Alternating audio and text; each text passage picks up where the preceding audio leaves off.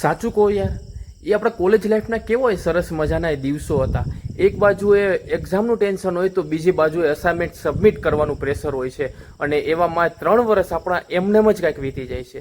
ઘણા બધા એવા દિવસો આવતા હોય છે કે સવારે 8 વાગે ઉઠી અને 9 વાગ્યાના લેક્ચરમાં આપણે પહોંચતા હોય છે, અને છેલ્લી બેન્ચી છે બેસીને સાહેબોને આપણે સ્નેપ પાડતા હોઈએ છીએ.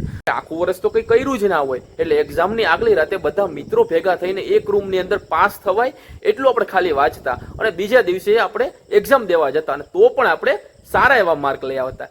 ક્યારે આ 3 વર્ષ પતી જાય છે તમારી બેચલર ડિગ્રી, ક્યારે આ 2 વર્ષની માસ્ટર ડિગ્રી પતી જાય છે, કંઈ જ ખબર નથી હોતી. કોલેજ લાઈફના એ મિત્રો કે જ્યારે પહેલી વાર તમે મહિલા હોય છો ને, ત્યારે તમને કશું જ યાદ નથી, પણ જ્યારે તમે છૂટવાનો સમય આવે ને, એક્ઝામનું છેલ્લું પેપર હોય ત્યારે આમ આંખમાંથી આંસુ જતા રહે છે, અને ત્યારે આપણે છે ને એવું બોલતા હોઈશું, ચલો ભાઈબંધ આપણે ફરી મળીશું.